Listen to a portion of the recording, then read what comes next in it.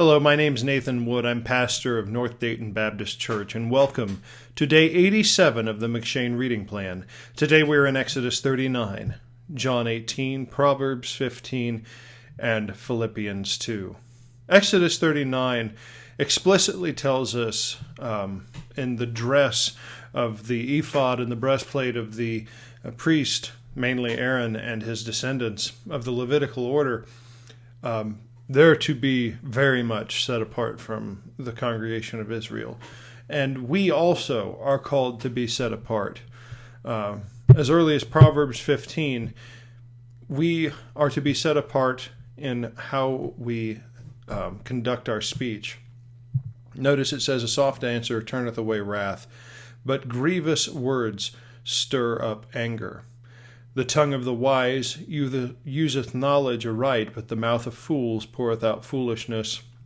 These eyes of the Lord are in every place, beholding good and evil. A wholesome tongue is a tree of life, but perverseness therein is a breach in the spirit."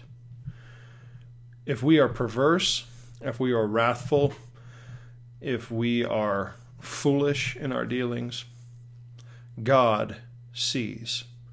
And not only does God see, he certainly sees, but the children of this world that we are called to reach see as well. How often do we find ourselves embarrassed about our private behavior when somebody from outside catches us? Well, God sees all, and that's very, very important to remember. We're not just working for outward appearance, we're working for the cause of our Lord and for his glory.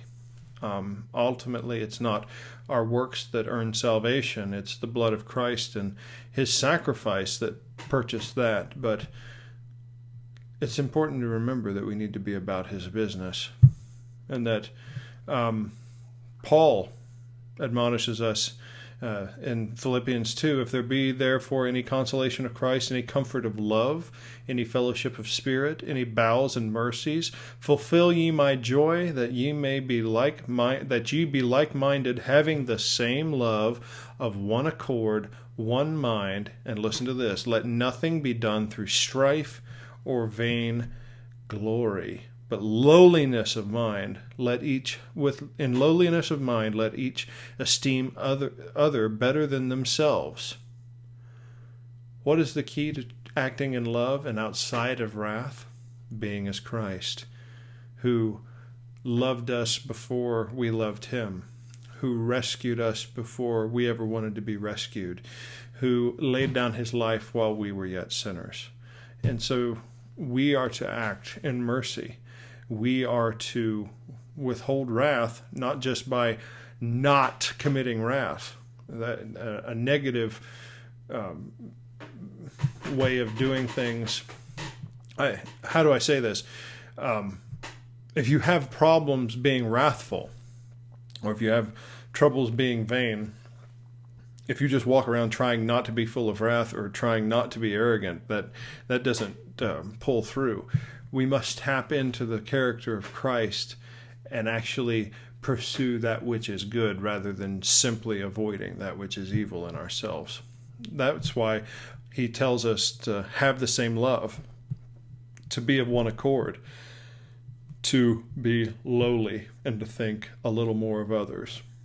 That's an understatement. To esteem other better than themselves. And that's not disingenuously. That means really looking at your brother in high esteem. What does Jesus do? When Jesus is confronted in John 18 with a horde of hateful men sent by the Sanhedrin and the Sadducees and Pharisees to take him in the garden, led by one of his own who was betraying him. Now, Judas was of his own tribe, Judah. And what happens? Does he rail against them? Does he badmouth them?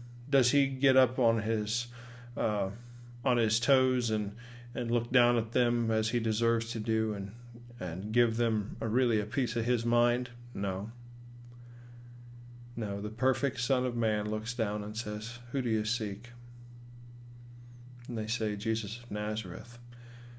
And folks, he didn't have to let into them like a tornado, as we would say. He didn't have to lash out at them or tear them apart or put them down or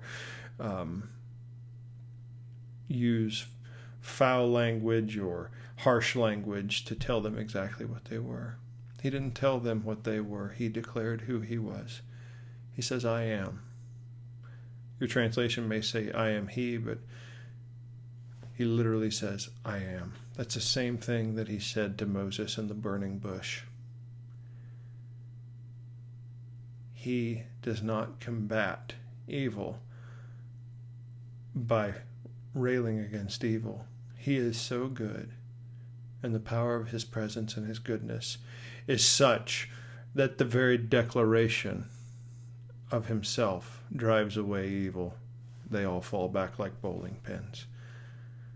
That's why Michael doesn't bring in railing accusation against Satan in the book of Jude. That's why we are to be in the full armor of God. That's why we don't stand against evil within ourselves or without ourselves in our own strength. It's the power of who he is, because only he indeed is truth and goodness and righteousness and everything lovely, all in the person of Jesus Christ. Do you know him? If you don't, you're having a hard time of it. Not that Christians are perfect or get everything right in this life, but if you don't have Christ, you have no hope. Accept him today. Be assured of heaven everlasting. We love you. Have a good evening.